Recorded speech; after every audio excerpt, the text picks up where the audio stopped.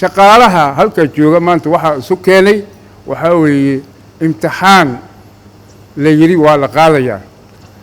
imtixaankaas oo shaqaale weynuhu u arkay shaqaalaha halka jooga u arkay mid aan sharciga waafaqsaneen waa la isweydiiyey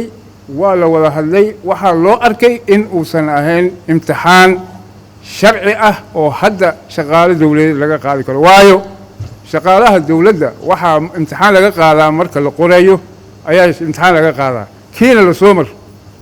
ayaa codsanaya in hay-adaha dawladda madaxweynaha ugu horeeyo ra-iisul wasaaraha ku xigo guddoomiyaha baarlamaankiisa ku xigaan inay arrintan soo farageliyaan anaga waxaan horta hore shaqaale isku imaaday oo horta xuquuqdooda u doodaya cid bin aadan oo soo dirta ma lahan qof walba inuu xuquuqdiisa daafacdan qof oo geed uga gambanaya ma laha wixii sharci daraa shalaysa u diidnay amaantan meeshan waxa ugu fadhinaa inaa u diidno waxaa kaloo jirto in anaga nala balamiyay oo guddoomiyaha maxkamadda rafcaankana balansaday shaqaalaheena inuu nala kulmo waxaa dhacday inuu guddoomiyaha maxkamadda sare noo soo galo oo noogu handado inay anagana maamulin guddiga shaqada iyo shaqaalaha hadduu rabana uu shaqada naga saarayo uu garsoorkan aan ka mid ahaan doonin meesha handadaad soo gashay anaga waxaan ahay dad xuquuq leh dad waxaan ahay shaqaale ah dad waxaan ugu jiro maxaa la dhahay xitaa hadday noqoto in shaqaale la qoraayo xaq u leh in la qoro hadday cadaalad jirto oo in cadaalad laga shaqeeyo tahay in ayaga se sheegeen inay hadda cadaalad ku socdaan waxaa jira dad 7 sano 5 sano 4 sano joogay oo haysto digareeto guddiga adeega golaha adeega garsoorka ee mudan tahay haddii la helo budget in ayaga la shaqaalaysiiyo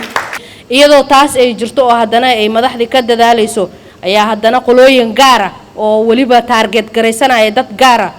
la rabaa in lagu muxuu ahaay shaqaalihii joogay ee shaqeynaya boosaskooda lagu cariiriyo sidoo kalena dad shaqadoodii gudanaya 24 saac la rabo in booskoodii dad cusub la keenay oo haddana la rabo in booskaas la geliyo runtii waxaan qaadan karna ma ahan wax aan yeeli karnana ma ahan oo marna aqbaleynana ma ahan sidaas darteed madaxweynaha dawladda federaalka ee Soomaaliya iyo waliba ra'iisul wasaaraha waxaan leeyahay in arrintan ay faragelin degdeg ah ku soo sameeyaan hawlaha ka socda garsoorka hawlaha ma ahan runtii loo dul qaadan karo waxaan dul qaadan karno ama yeeli karnana ma ahan qodobka 112 ee dastuurka federaalka meergaarka wuxuu leeyahay shaqaalaha rayidka laguma kici karo bahdilid waajibaadkooda shaqo ay gudanayaan awgood laguma sameyn karo xilka qaadis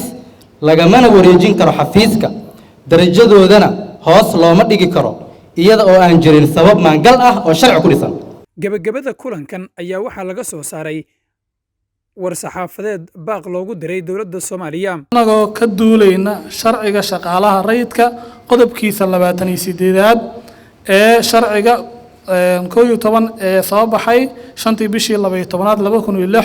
oo sheegaya in shaqaalaha ay diidi karaan amarada aan sharciga waafaqsaneyn ay soo saaraan madaxdooda isla markaana ay ku wargeliyaan meelaha ay ku habboon tahay waxaan diidnay oo aan ka qaybgelin doonin imtixaanka sharci darrada ah ee aan waafaqsaneyn dastuurka iyo sharciga dalka waxaan baa qudinaynaa madaxda dalka ugu horeeya madaxweyne maxamed cabdullaahi farmaajo oo ah madaxweyne ku yimid rabitaan shacab iyo ra'iisul wasaaraha qaranka mudane xasan cali kheyre iyo guddoomiyaha baarlamaanka iyo guddoomiyaha aqalka sare iyo guddiga shaqaalaha rayidka iyo wasiirka shaqada iyo arrimaha bulshada waxaan leenahay iyo guddiga cadaaladda baarlamaanka waxaan leenahay arrintan waa arrin sharci darro ah oo cad waxaan ka codsanaynaa inay soo farageliyaan